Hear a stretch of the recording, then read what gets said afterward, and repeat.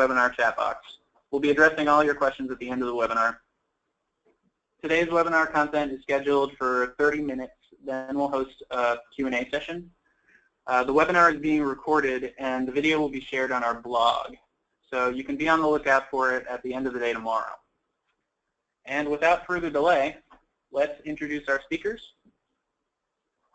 My name is Jake Brennan. I'm from Milestone's home office in beautiful Santa Clara, California, and I'll be the moderator for today's webinar.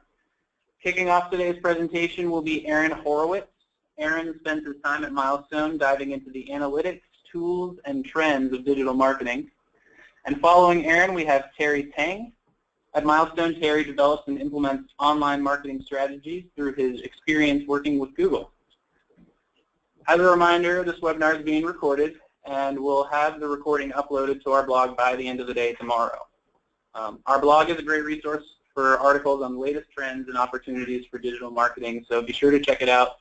Additionally, if you're not familiar with Milestone and you just happened upon our webinar today, we are a leading comprehensive digital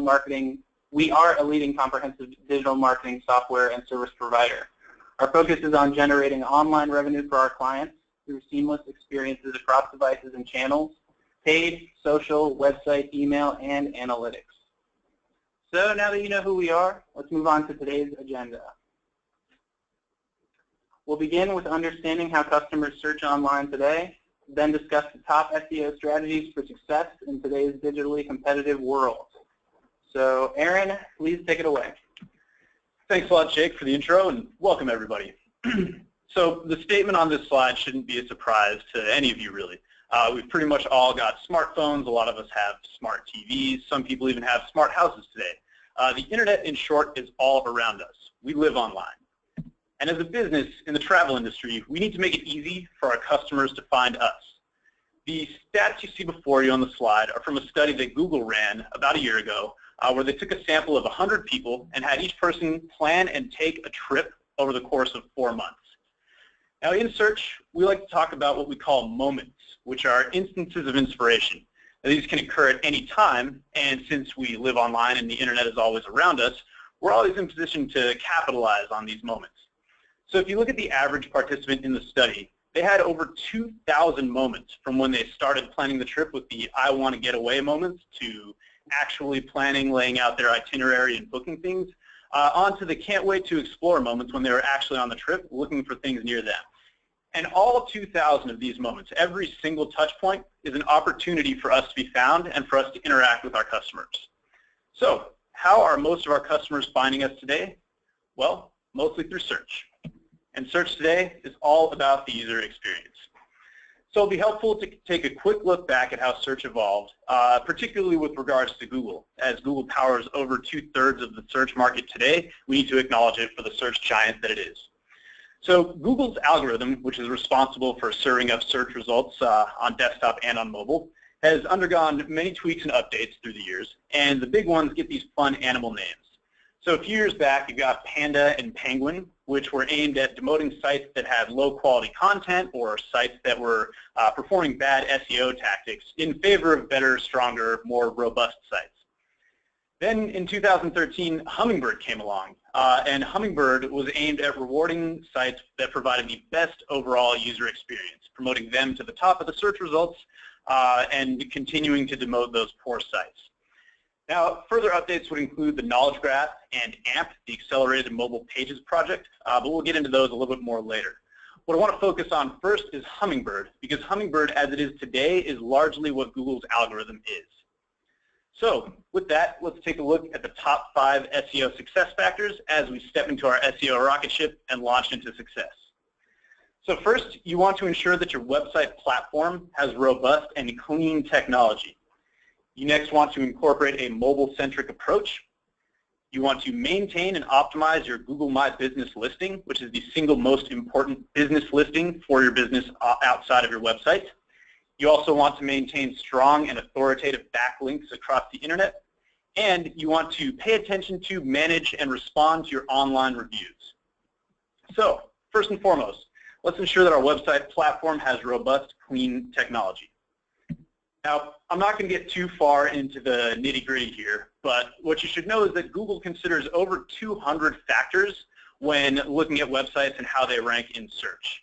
And these are broken up roughly into 3 sections. First, what Google looks at is platform performance and your website speed optimization. And now that is both speed in the sense of search engines interacting with your website, but also speed for the user clicking to your website and navigating around. Google also looks at crawlability and search optimization. You have to optimize for crawlability so that the search engines can access every part of your website and index everything they should be indexing.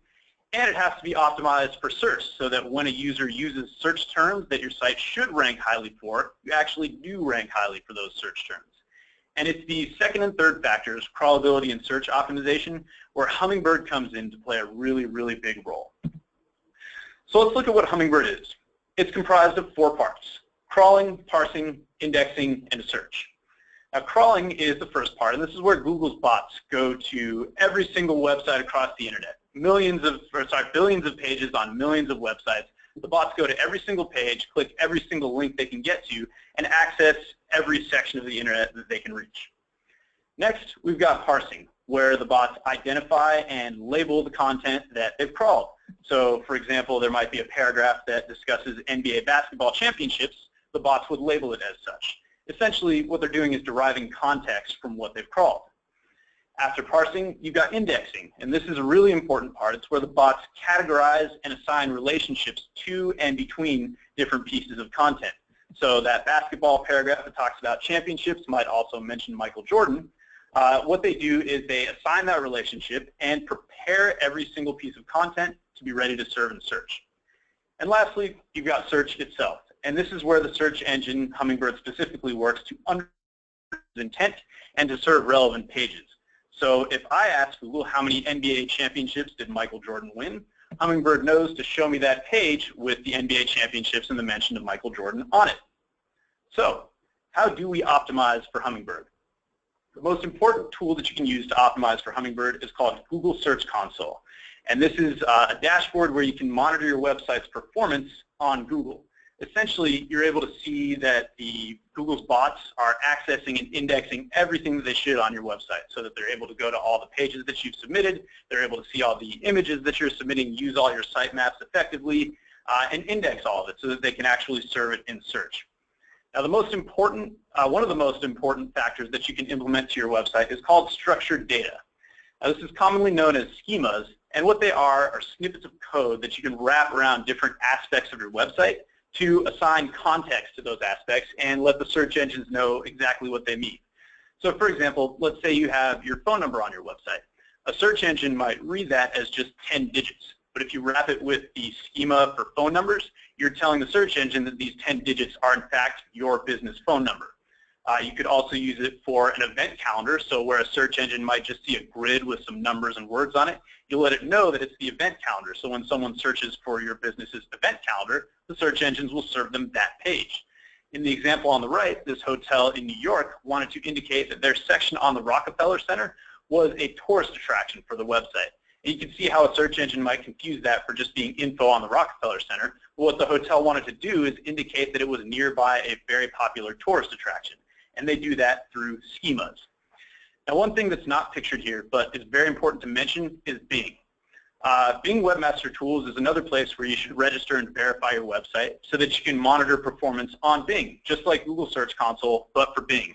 Bing receives about 20% of all search volume today, so while that's less than Google, it's way too big of an amount to be completely ignored.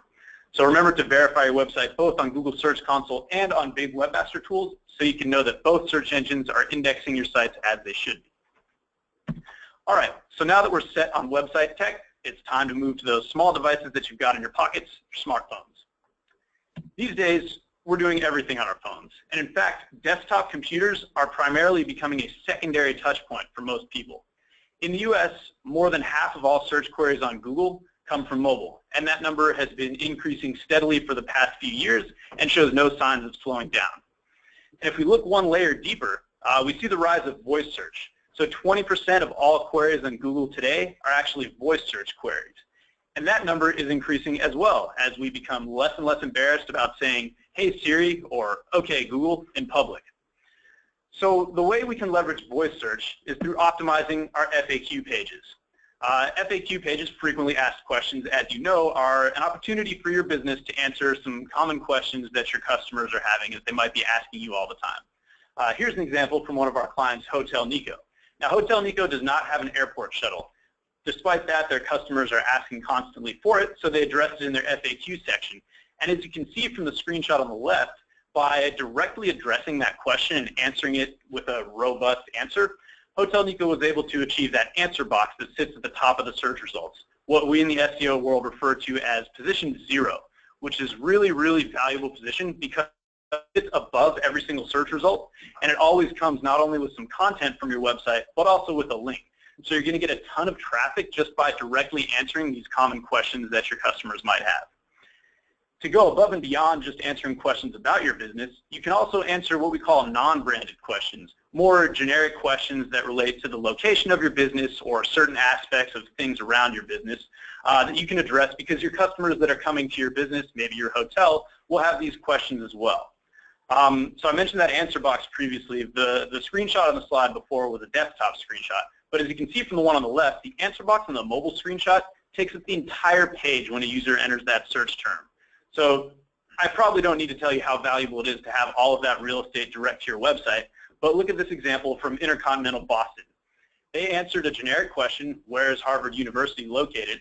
And by answering it, addressing down the website, and you can go on your phones today and do that same search, you'll still get that answer box. They were able to occupy position 0 with a link to their website to gain a ton of traffic. Now, maybe not every single person looking for Harvard University is going to be doing a travel-related search, but you can bet that some of them are, and for those people that see Intercontinental Boston's website right there, directly answering their question, are much more likely to go to that website. Another great example of this is Best Western University Inn in Santa Clara. They were able to rank extremely highly for a very generic search of just fun things to do in Santa Clara, and not only did they rank highly, but they beat out really popular sites like Groupon and Yelp. They get to occupy that top spot, and you see a huge increase in traffic just from them addressing that general question. So in sum, FAQ pages to the best of their ability and put those direct answers on so you can see more traffic. So today, we need to create a pleasant experience, regardless of what device your users are using. I mentioned desktop as a secondary touch point, and the fact is nearly everybody is switching between devices. So you can't just have a one-page mobile website to stand in for your desktop when the random user decides to use their mobile phone. You need to create the full experience for the user, regardless of whether they're using desktop, tablet, or mobile. And now this isn't to say that you need to include 100% of the desktop site on mobile, because I'm sure you've seen some websites like that and they aren't the most fun to use, but you need to make sure the experience is comprehensive and robust. And on that note, the most important factor for mobile optimization is speed. You need to optimize mobile speed just as you do on desktop, as while more than half of all queries on Google are occurring on mobile, for the travel industry specifically, that figure is approaching 75% on mobile. So fortunately, Google's mobile friendliness tool can tell you how your website is performing on mobile as well as desktop. And it'll tell you not only the speed on desktop and mobile, but also the mobile friendliness scale, which will tell you how usable your site is on mobile, whether people are having to pinch and zoom all the time just to get to the links, and people like me with fat thumbs aren't able to click one button at a time. This will give you a score on 1 to 100 for how you're doing. Google recommends that you strive for 85 on all 3 scores, and at Milestone, our CMS aims to achieve just that. Now, it's pretty hard to do, and understandably so, your website's not always going to be at or above 85, but as long as you're close to 85, it means your website's doing well. Now, mobile speed is a very, very crucial factor, because the fact of the matter is slow mobile sites just don't get a lot of traffic. Now, Google, in all of its awesomeness, has created a way for us all to have an extremely fast mobile site through AMP, the Accelerated Mobile Pages project. You may have seen AMP already if you've done a mobile news-related search on Google, and you might have clicked one of the links and had it open almost instantly. Whenever I experience it, it feels like the page opens before I even click the link. What AMP does is essentially lets you create a trimmed-down version of the website. You kind of remove the frills, but still have all the necessary functions on the website, and it'll allow the website to load in a super fast amount of time. Mobile speed, Google has said, will soon be a ranking factor. It's not yet, but it's in the pipeline. So when you look at the numbers, a non-AMP site takes an average of median of 22 seconds to load, whereas an AMP site loads in less than a second. That's about 30 times as fast as a non-AMP site. And at Milestone, our CMS is ready to usher in the AMP era. In fact, our first client to implement AMP is millwoodin.com. It was implemented about 3 weeks ago when the AMP demo went live. And if you search through the AMP demo for a non-news site, if you just search for millwoodin.com, you're going to see the search result come up with that fancy little AMP logo. And when you go to the website, it loads incredibly fast. If you happen to have been to the Millwoodin website, you'll know it doesn't quite look like this normally. But this website loads super fast and still has all the necessary functions of the full mobile site, just that they load in a fraction of the time. And in the 3 weeks since AMP went live for non-news site, the Millwoodin website experienced a 20% increase in mobile clicks, and this is with no extra marketing or other promotional efforts, just the application of AMP. It really does work.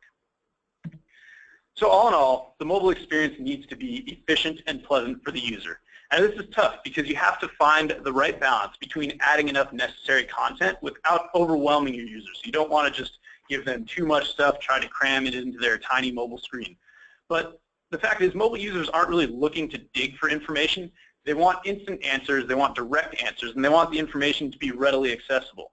So for hotels, think about the important stuff that your users are looking for. They'll be wanting info on rooms, info on pricing, probably to see the photo gallery, and a list of amenities. So they don't want to dig through long paragraphs to find the information, but they'll appreciate bulleted info and buttons that make it easy to access different sections of your site. Basically, what you want to do is get users to your site on mobile and then make their experience awesome. All right, so now that we're all experts on on-page SEO, I'm going to hand it over to Terry to go through everything else you'll need. All right, thank you very much, Aaron.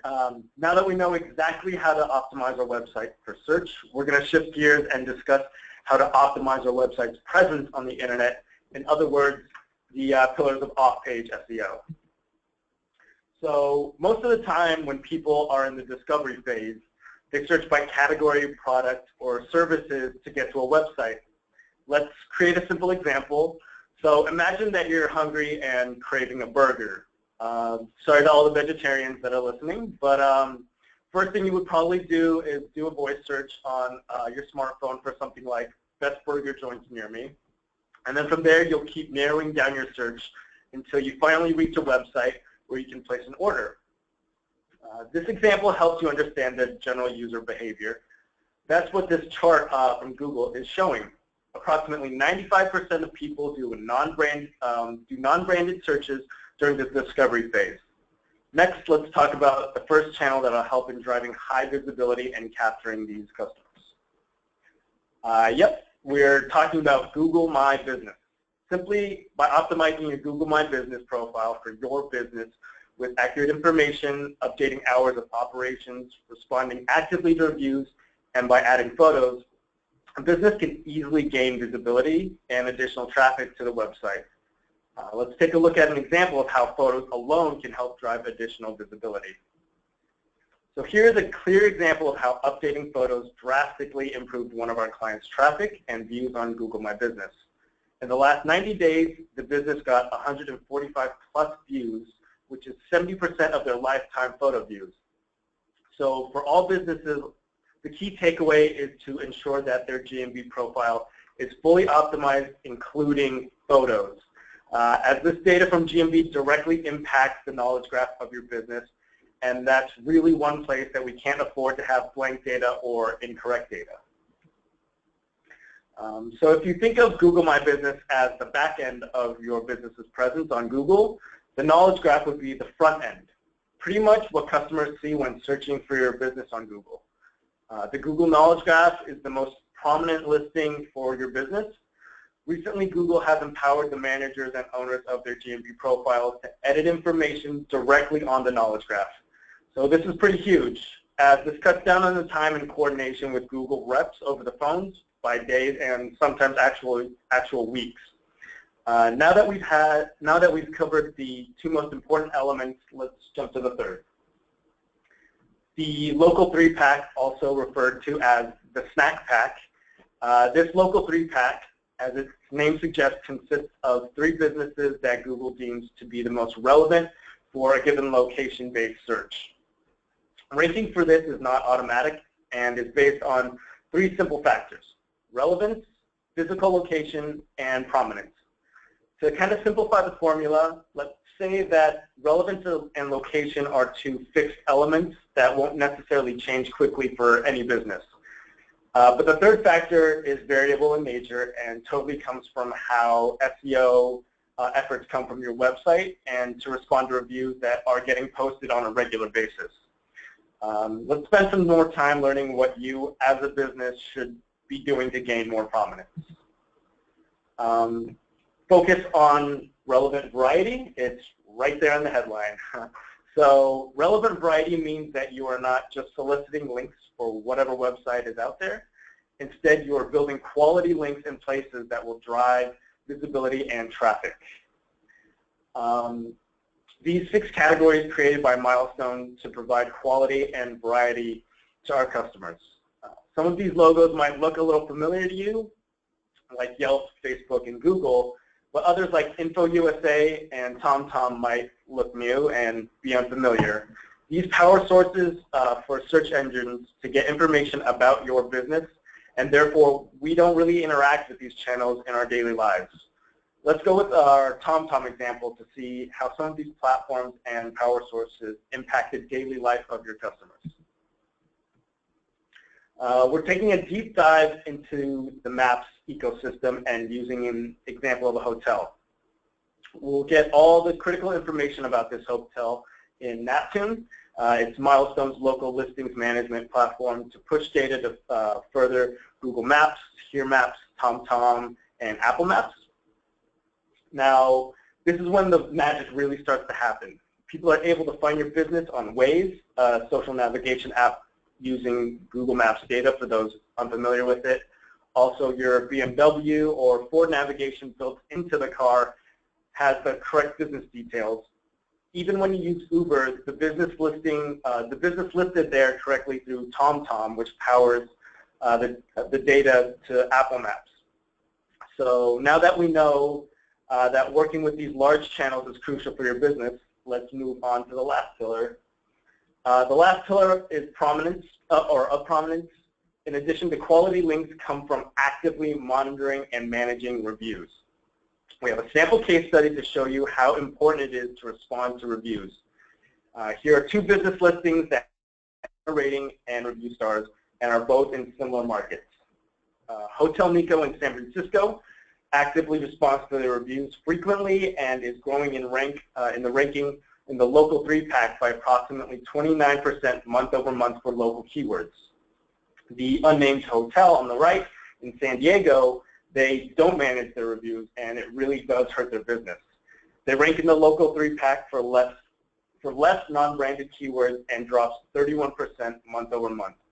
Not only does this hotel not manage their reviews and responses properly, but they're also incorrectly listed on Google. Both of these issues are contributing to the lack of business that they're receiving and is drastically hurting their business.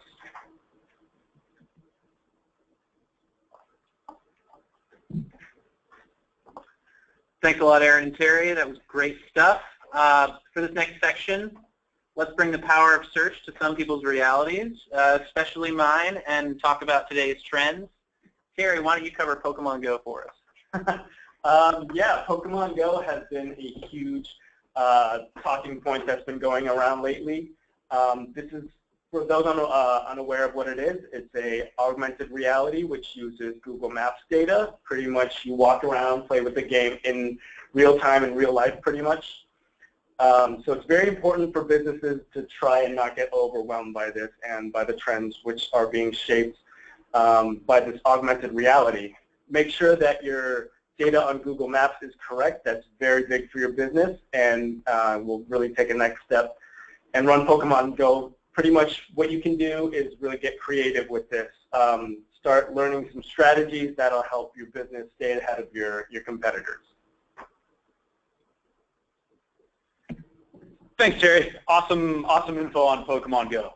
Pretty excited to actually go out and try it. Another trend that's actually ties in with Pokemon Go is machine learning. Now, this is not machines taking over the world, so everybody stay calm, no need to panic yet. But rather, it's machines using artificial intelligence to learn without being explicitly programmed on what to do. So a couple of examples, one being RankBrain, which is Google's machine learning algorithm. And what it does is it helps understand the intent behind search queries to further optimize the results that Google's serving to everyday users. Another one that you all have probably come across is Facebook's newsfeed.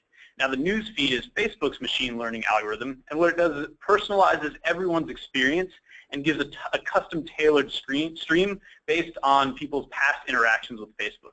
Really exciting stuff that's out there. So that's a wrap on current trends, and now here's what we want you to take away from this webinar. First, we want to optimize with the user in mind, not the search algorithm. Don't just chase search algorithm updates as they come out, but rather focus on your users and optimize for them. And if you do a good job for your users, the algorithm will take care of everything else. Next, you want to prioritize fixing and maintaining your website platform before anything else. If users don't have a good experience on your website, they're not going to come back. And if search engines don't have a good experience on your website, they're not going to index it properly.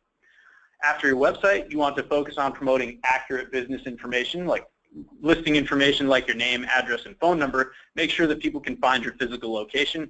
And lastly, you want to pay attention and manage and respond to all of your online reviews across all channels. Really show your customers that you care about their opinion. All right, thanks again, guys, for all of your insights. Really great presentation, guys. Good job. And thanks everyone for joining our team today. We covered quite a lot of ground today. So this is now the portion of the webinar where we ask you to please send us any questions that may have come up during the presentation. We're going to begin the Q&A session momentarily. If you have any feedback for us on today's webinar, or if you have so many questions that you're just not sure where to start, you can simply reach out to us at rankhi@milestoneinternet.com. We'd be happy to go over today's topics or any other question you might have one-on-one. Additionally, I want to highlight our upcoming budgeting webinar, where we'll have a detailed discussion about ensuring your property is ready to take on 2017 and how you can increase your online presence and revenue. Emails are going to go out soon to register for that. All right, now on to the Q&A. I have my eyes on the chat box here, so send in your questions. We have a few questions here to start. One attendee asks, can a business owner edit the business description on the Google Knowledge Graph? So currently, no, they can't edit it directly. However, if there is any wrong or inaccurate information, your marketing team can call the Google support line and get the information corrected.